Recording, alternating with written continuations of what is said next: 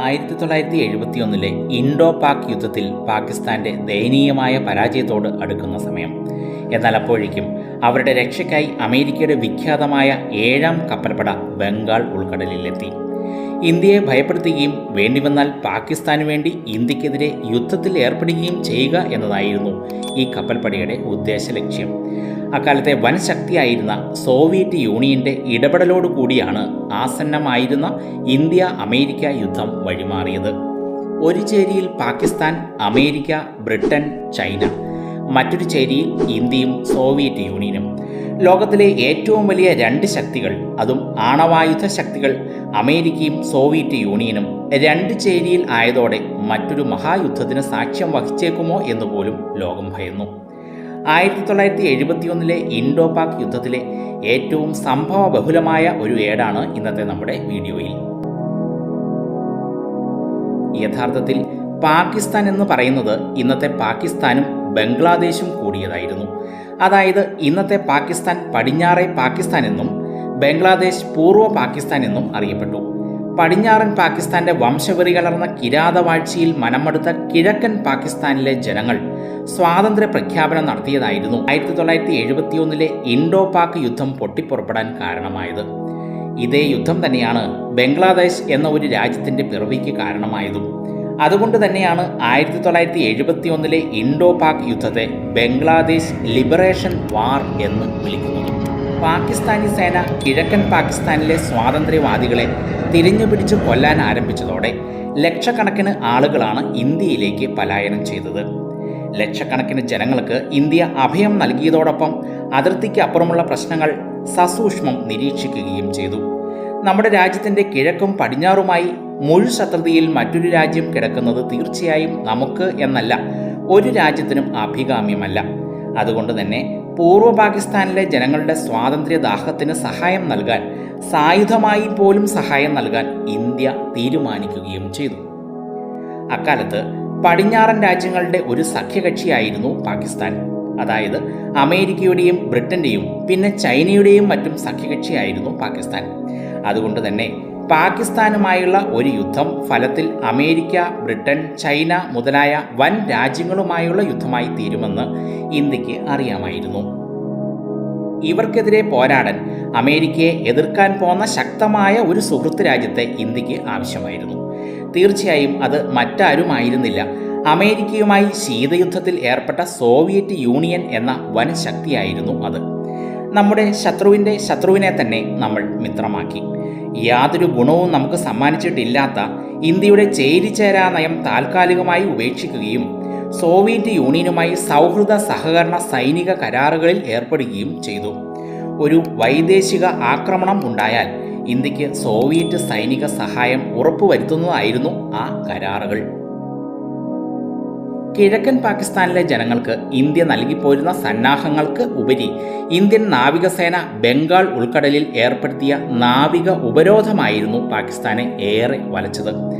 കിഴക്കൻ പാകിസ്ഥാനിലെ സൈനികർക്ക് വേണ്ട ഭക്ഷണവും സൈനിക ഉപകരണങ്ങളും മറ്റും പടിഞ്ഞാറൻ പാകിസ്ഥാനിൽ നിന്ന് കടൽ വഴിയായിരുന്നു എത്തിച്ചുകൊണ്ടിരുന്നത്.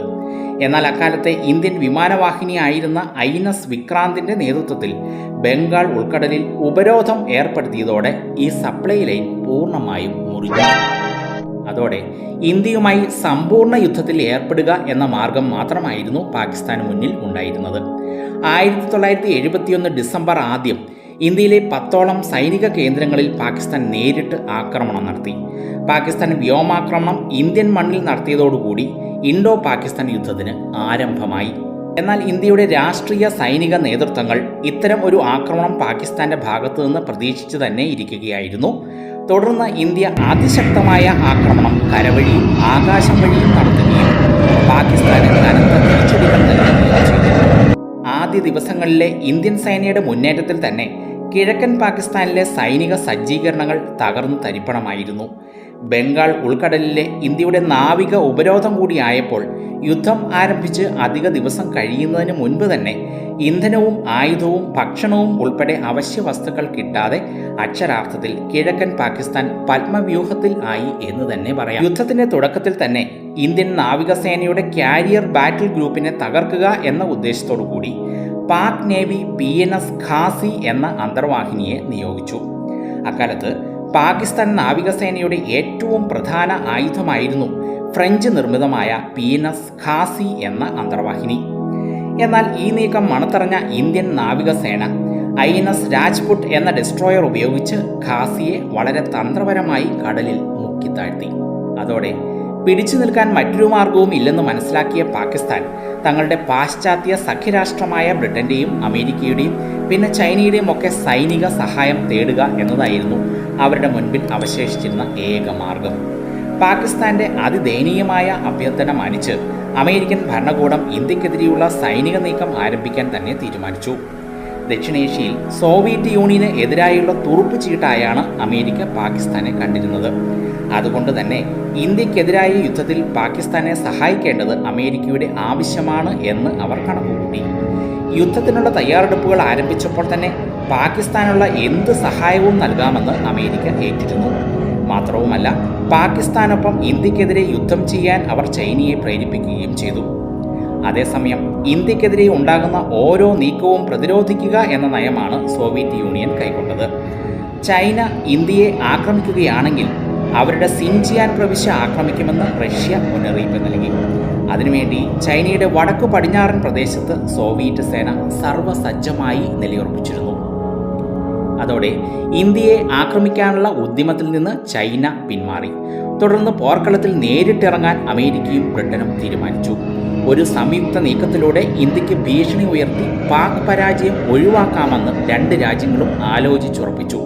പക്ഷേ ഇരു കൂട്ടർക്കും തങ്ങളുടെ സേനയെ ഇന്ത്യയുടെ പ്രദേശത്ത് എത്തിക്കാൻ സമയം വേണമായിരുന്നു. അതിൻ്റെ ഭാഗമായി ഇൻഡോ പാക് യുദ്ധം അവർ ഐക്യരാഷ്ട്രസഭയിൽ ഉന്നയിക്കുകയും ഇന്ത്യയുടെ ഭാഗത്തു നിന്നും ഒരു താൽക്കാലിക വെടിനിർത്തലിന് ശ്രമിക്കുകയും ചെയ്തു. ഇന്ത്യക്കെതിരായ സൈനിക നടപടി ആരംഭിക്കുന്നതിന് മുൻപ് നയതന്ത്ര തലത്തിലും ഇന്ത്യയെ തോൽപ്പിക്കാൻ അമേരിക്ക തീരുമാനിച്ചു എന്ന് സാരം. എന്നാൽ സോവിയറ്റ് യൂണിയൻ അവിടെയും ഇന്ത്യയുടെ രക്ഷയ്ക്കെത്തി. UN രക്ഷാസമിതിയിലെ സ്ഥിരാംഗമായിരുന്ന സോവിയറ്റ് യൂണിയൻ ഈ പ്രമേയങ്ങൾ വീറ്റോ ചെയ്തു പരാജയപ്പെടുത്തി എന്ന് മാത്രമല്ല, തങ്ങളുടെ സുഹൃത്ത് രാജ്യമായ ഇന്ത്യക്കെതിരെ UN രക്ഷാസമിതി എടുക്കുന്ന ഏതു തീരുമാനത്തെയും എതിർക്കുമെന്ന് പരസ്യമായി പ്രഖ്യാപിക്കുകയും ചെയ്തു. 1971 ഡിസംബർ 10 പസഫിക് സമുദ്രത്തിൽ വിന്യസിച്ചിരുന്ന അമേരിക്കയുടെ 7ാം കപ്പൽപ്പടയോട് ബംഗാൾ ഉൾക്കടലിലേക്ക് നീങ്ങാൻ അമേരിക്കൻ പ്രസിഡന്റ് ഉത്തരവിട്ടു. ലോകത്തിലെ ആദ്യ ആണവ വിമാനവാഹിനിയായ USS എൻ്റർപ്രൈസസ് ആയിരുന്നു ഈ കപ്പൽപ്പടയുടെ ഫ്ലാഗ്ഷിപ്പ്. 93,000 കേവിട്ടൺ ഭാരവും 90ഓളം വിമാനങ്ങൾ വഹിക്കാനുള്ള ശേഷിയുമുള്ള ഒരു പടുകൂറ്റൻ വിമാനവാഹിനിയായിരുന്നു USS എൻ്റർപ്രൈസസ്. ഇന്ത്യ പാക് യുദ്ധം ആരംഭിക്കുമ്പോൾ വിയറ്റ്നാം യുദ്ധത്തിന്റെ ഭാഗമായി തെക്കൻ ചൈന കടലിലായിരുന്നു ഈ കപ്പൽപ്പട നിലയുറപ്പിച്ചിരുന്നത്. കമാൻഡ് ലഭിച്ചതോടെ USS എൻ്റർപ്രൈസസിന്റെ നേതൃത്വത്തിൽ 13 പടക്കപ്പലുകളും ഒരു ന്യൂക്ലിയർ സബ്മറൈനും അടങ്ങുന്ന 7ാം കപ്പൽപ്പട നമ്മുടെ രാജ്യത്തെ ലക്ഷ്യമാക്കി ബംഗാൾ ഉൾക്കടലിലേക്ക്. എന്നാൽ ഇന്ത്യയുടെ ഭാഗ്യമോ എന്തോ, ഈ കപ്പൽപ്പടയ്ക്ക് മാർഗമധ്യേ സിംഗപ്പൂർ തുറമുഖത്ത് ഒരു ദിവസം ചെലവിടേണ്ടതായി വന്നു. കപ്പലുകൾക്ക് ഇന്ധനവും മറ്റ് അവശ്യ വസ്തുക്കളും ശേഖരിക്കുന്നതിന് വേണ്ടിയായിരുന്നു അത്. എന്നാൽ തൊട്ടടുത്ത ദിവസം തന്നെ ഈ കപ്പൽപ്പട അതിൻ്റെ യാത്ര പുനരാരംഭിക്കുകയും ചെയ്തു. അതേസമയം പസഫിക്കിന് മുകളിലും ഇന്ത്യൻ മഹാസമുദ്രത്തിന് മുകളിലും വിന്യസിച്ചിരുന്ന സോവിയറ്റ് ചാര ഉപഗ്രഹങ്ങൾ മുഖേന സോവിയറ്റ് യൂണിയൻ അമേരിക്കൻ കപ്പൽപ്പടയുടെ നീക്കങ്ങൾ എല്ലാം നിരീക്ഷിക്കുന്നുണ്ടായിരുന്നു. അമേരിക്കൻ കപ്പൽപ്പട ഇന്ത്യൻ മഹാസമുദ്രത്തെ തന്നെയാണ് ലക്ഷ്യം വയ്ക്കുന്നതെന്ന് ചാര ഉപഗ്രഹങ്ങളുടെ സഹായത്തോടെ സോവിയറ്റ് യൂണിയൻ മനസ്സിലാക്കി. കിട്ടുന്ന വിവരങ്ങൾ സോവിയറ്റ് യൂണിയൻ അപ്പോൾ തന്നെ ഇന്ത്യൻ അധികൃതരെ അറിയിക്കുന്നുമുണ്ടായിരുന്നു. ഈ വാർത്ത ന്യൂഡൽഹിയെ തെല്ലൊന്നുമല്ല ആശങ്കപ്പെടുത്തിയത്. എങ്കിലും കിഴക്കൻ പാകിസ്ഥാനെ മോചിപ്പിക്കാനുള്ള ഇന്ത്യയുടെ തീരുമാനത്തിൽ നിന്ന് ഒരിഞ്ച് പോലും പിന്നോട്ട് മാറാൻ ഇന്ത്യയുടെ രാഷ്ട്രീയ നേതൃത്വം തയ്യാറായതുമില്ല. 1971 ഡിസംബർ 12 അറബിക്കടലിന്റെ മുകളിലൂടെ നിരീക്ഷണം നടത്തിവന്ന സോവിയറ്റ് യൂണിയന്റെ പെട്രോളിംഗ് വിമാനങ്ങൾ മറ്റൊരു പ്രധാന മെസ്സേജ് കൂടി അവരുടെ ഹെഡ്ക്വാർട്ടേഴ്സിൽ അറിയിച്ചു. HMS ഈഗിൾ എന്ന ബ്രിട്ടീഷ് വിമാനവാഹിനിയുടെ നേതൃത്വത്തിൽ ഒരു വമ്പൻ നാവിക വ്യൂഹം കൂടി ഇന്ത്യൻ തീരത്തെ ലക്ഷ്യമാക്കി മുന്നേറുന്നുണ്ട് എന്നതായിരുന്നു ആ മെസ്സേജ്. അക്കാലത്ത് സോവിയറ്റ് യൂണിയന്റെ ഏറ്റവും വലിയ സഖ്യകക്ഷി എന്ന നിലയിലും ദക്ഷിണേഷ്യയിലെ അതിൻ്റെ സാമ്പത്തിക സൈനിക താൽപ്പര്യങ്ങൾക്ക് ഒപ്പം കൂട്ടാവുന്ന ഒരു സഖ്യകക്ഷി എന്ന നിലയിലും അവർ ഇന്ത്യയെ ഒരു സഹോദര രാജ്യമായിട്ടായിരുന്നു കണ്ടിരുന്നത്. അതുകൊണ്ട് തന്നെ സോവിയറ്റ് രാഷ്ട്രീയ നേതൃത്വം അടിയന്തരമായി അവരുടെ കൗൺസിൽ കൂടാൻ തീരുമാനിച്ചു. ഇന്ത്യ ആവശ്യപ്പെടുന്ന പക്ഷം സോവിയറ്റ് സായുധ സേനയിലെ 3 വിഭാഗങ്ങളെയും യുദ്ധത്തിന് നിയോഗിക്കാൻ സോവിയറ്റ് യൂണിയന്റെ രാഷ്ട്രീയ നേതൃത്വം തീരുമാനമെടുത്തു. സോവിയറ്റ് യൂണിയനിൽ നിന്ന് ബ്രിട്ടീഷ് നാവികസേനയുടെ വരവിനെക്കുറിച്ച് മുന്നറിയിപ്പ് ലഭിച്ചതോടെ ന്യൂഡൽഹി ഇൻഡോ സോവിയറ്റ് സൗഹൃദ സന്ധിയിലെ വ്യവസ്ഥകൾ പ്രകാരം ഔദ്യോഗികമായി തന്നെ ഒരു സൈനിക സഹായം സോവിയറ്റ് യൂണിയനോട് ആവശ്യപ്പെട്ടു. അതോടെ സോവിയറ്റ് യൂണിയൻ അവരുടെ 3 സേനാ വിഭാഗങ്ങളെയും ആഗോള ഇന്റലിജൻസ് ശൃംഖലകളെയും ഹൈ അലർട്ടായി പ്രഖ്യാപിച്ചു. ഇന്ത്യയിൽ വിദേശ ശക്തികൾ ഇടപെടുന്ന പക്ഷം അവർക്കെതിരെ യുദ്ധം നടത്താൻ തന്നെയായിരുന്നു സോവിയറ്റ് സേനയുടെ മുന്നൊരുക്കം. അങ്ങനെയിരിക്കെ അമേരിക്കൻ മാധ്യമങ്ങളിൽ കടുത്ത ഇന്ത്യ വിരുദ്ധ വാർത്തകൾ പ്രത്യക്ഷപ്പെടാൻ ആരംഭിച്ചു. കിഴക്കൻ പാകിസ്ഥാനിലെ ഇന്ത്യൻ ഇടപെടലുകളെ കുറ്റപ്പെടുത്തിയായിരുന്നു അവയിൽ മിക്കതും. ആണവായുധങ്ങൾ വഹിച്ചെത്തുന്ന ടാസ്ക് ഫോഴ്സ് 74 ഇത്തരം ആയുധങ്ങൾ വേണ്ടിവന്നാൽ ഇന്ത്യൻ നഗരങ്ങളിൽ പ്രയോഗിച്ചേക്കുമെന്ന് വരെ ചില മാധ്യമങ്ങളിൽ വാർത്തകൾ നിറഞ്ഞു. ഹിരോഷിമയും നാഗസാക്കിയും ആവർത്തിച്ചേക്കാം എന്ന ഭീതിക്കിടയിലും ഇന്ത്യയെ സമാധാനിപ്പിച്ചുകൊണ്ട് ഉറച്ച പിന്തുണയാണ് സോവിയറ്റ് യൂണിയൻ നൽകിയത്. വേണ്ടിവന്നാൽ ആണവായുധങ്ങൾ വരെ ഇന്ത്യക്ക് നൽകാൻ തയ്യാറാണെന്നായിരുന്നു സോവിയറ്റ് യൂണിയൻ ഇന്ത്യക്ക് നൽകിയ വാക്ക്. അക്കാലത്ത് സോവിയറ്റ് യൂണിയന്റെയും അമേരിക്കയുടെയും കൈവശം വളരെയധികം ആണവായുധങ്ങൾ ഉണ്ടായിരുന്നു. എളുപ്പത്തിൽ കൊണ്ടു നടക്കാനും പ്രയോഗിക്കാനും കഴിയുന്ന വളരെ ചെറിയ ആണവായുധങ്ങൾ വരെ ഉണ്ടായിരുന്നു. ബംഗാൾ ഉൾക്കടലിലേക്ക് നീങ്ങിക്കൊണ്ടിരുന്ന ടാസ്ക് ഫോഴ്സ് 74-ൽ പലതരത്തിലുള്ള ആണവായുധങ്ങൾ ഉണ്ടെന്ന് സോവിയറ്റ് യൂണിയന്റെ രഹസ്യാന്വേഷണ ഏജൻസികൾ മനസ്സിലാക്കി. ഇതിന് പ്രതിരോധം എന്ന നിലയിലായിരുന്നു സോവിയറ്റ് യൂണിയന്റെ ആണവായുധ വാഗ്ദാനം. വലിയ പരിശീലനങ്ങൾ ഒന്നും ഇല്ലാതെ തന്നെ പ്രയോഗിക്കാം എന്നതായിരുന്നു ഈ ചെറിയ ആണവായുധങ്ങളുടെ പ്രത്യേകത. ആവശ്യമെങ്കിൽ ഇന്ത്യൻ നാവികസേനയ്ക്കും വ്യോമസേനയ്ക്കും വേണ്ടി ഈ ബോംബുകൾ തങ്ങളുടെ മിസൈൽ ടെസ്റ്റിംഗ് റേഞ്ചായ ഖസാക്കിസ്ഥാനിൽ നിന്നും ചെന്നൈയിൽ എത്തിച്ചു നൽകാമെന്ന് സോവിയറ്റ് യൂണിയൻ ഇന്ത്യക്ക് ഉറപ്പ് നൽകി. മോസ്കോയുടെ പിന്തുണയിൽ കൂടുതൽ ആത്മവിശ്വാസം നേടിയ ന്യൂഡൽഹി കിഴക്കൻ പാകിസ്ഥാനിലേക്കുള്ള സൈനിക നടപടികൾ പൂർവാധികം ശക്തിയോടെ തുടർന്നു. എത്രയും വേഗം ധാക്കയുടെ നിയന്ത്രണം കൈയടക്കുക എന്നതായിരുന്നു ഇന്ത്യയുടെ തന്ത്രം. ധാക്കയുടെ നിയന്ത്രണം ഏതു സമയവും ഇന്ത്യൻ സേനകളുടെ കൈകളിൽ എത്തുമെന്ന് മനസ്സിലാക്കിയ പാക് വിദേശകാര്യമന്ത്രി സുൽഫിക്കർ അലി ഭൂട്ടോ അമേരിക്കൻ ഇടപെടലിനായി ധൃതി കൂട്ടി. അപ്പോൾ ന്യൂയോർക്കിലുണ്ടായിരുന്ന ഭൂട്ടോ US ദേശീയ സുരക്ഷാ ഉപദേഷ്ടാവ് ഹെൻറി കിസിഞ്ചറിനോട് നേരിട്ട് കണ്ട് അഭ്യർത്ഥിക്കുക കൂടി ചെയ്തതോടെ അമേരിക്കൻ ഭരണകൂടം കൂടുതൽ സമ്മർദ്ദത്തിലായി. അമേരിക്കൻ കപ്പൽപ്പട അപ്പോൾ ഇന്തോനേഷ്യ പിന്നിടുന്നതേ ഉണ്ടായിരുന്നുള്ളൂ.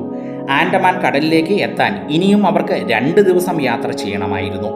ഇത് മനസ്സിലാക്കിയ പെന്റഗൺ ഇന്ത്യയെ സമ്മർദ്ദത്തിലാക്കാൻ മറ്റൊരു തന്ത്രം പ്രയോഗിച്ചു.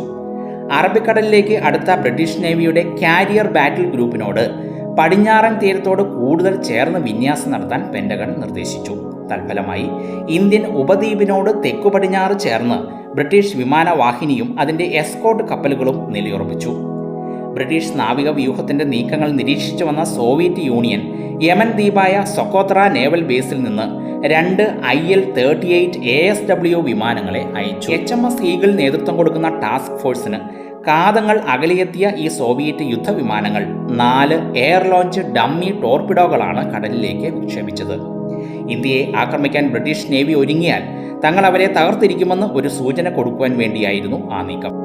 അതിലൊരു വിമാനത്തിലെ പൈലറ്റ് HMS ഈഗിളിലെ ക്യാപ്റ്റന് അയച്ച സന്ദേശത്തിൽ വ്യക്തമായ ഒരു മുന്നറിയിപ്പ് ഉണ്ടായിരുന്നു. ഇന്ത്യൻ സമുദ്രാതിർത്തിക്കുള്ളിൽ നിന്ന് ഉടനടി നിങ്ങൾ പിൻവലിഞ്ഞില്ലെങ്കിൽ പ്രത്യാഘാതം ഗുരുതരമായിരിക്കുമെന്നായിരുന്നു ആ മുന്നറിയിപ്പ്.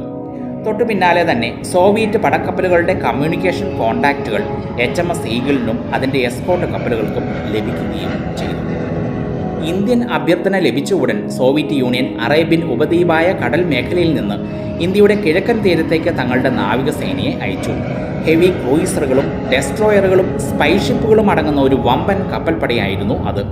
HMS ഈഗിളിലെ നിരീക്ഷണ വിമാനങ്ങൾ സോവിയറ്റ് കപ്പൽപ്പടയുടെ ചിത്രങ്ങൾ എടുക്കുക കൂടി ചെയ്തതോടെ അപകടമണത്ത ബ്രിട്ടീഷ് നാവികസേന തങ്ങളുടെ സഞ്ചാരദിശ മാറ്റി തെക്കോട്ട് ഡീഗോ ഗാർഷിയുടെ സമീപത്തേക്ക് നീങ്ങി. ബ്രിട്ടീഷ് ഭീഷണി ഒഴിഞ്ഞതോടെ സോവിയറ്റ് കപ്പൽപ്പട ഇന്ത്യയുടെ കിഴക്കോട്ട് സഞ്ചാരം തുടരുകയും ശ്രീലങ്കയ്ക്ക് വടക്കുമാറി അന്താരാഷ്ട്ര സമുദ്ര മേഖലയിൽ നിലയുറപ്പിക്കുകയും ചെയ്തു. 1971 ഡിസംബർ 15 അമേരിക്കൻ കപ്പൽപ്പടയുടെ ടാസ്ക് ഫോഴ്സ് 74 മലാക്ക കടലെടുക്ക് കടന്ന് ബംഗാൾ ഉൾക്കടലിൽ പ്രവേശിച്ചു. സോവിയറ്റ് കപ്പൽപ്പട ബംഗാൾ ഉൾക്കടലിന് തെക്കുഭാഗത്ത് നിലയുറപ്പിച്ചിരിക്കുന്നു എന്ന വിവരം ബ്രിട്ടീഷ് നേവിയും അമേരിക്കൻ ഇന്റലിജൻസും ഇതിനിടയിൽ അവരെ ധരിപ്പിച്ചിരുന്നു. വളരെ കരുതലോടെയായിരുന്നു ടാസ്ക് ഫോഴ്സ് 74ന്റെ പിന്നീടുള്ള നീക്കങ്ങൾ.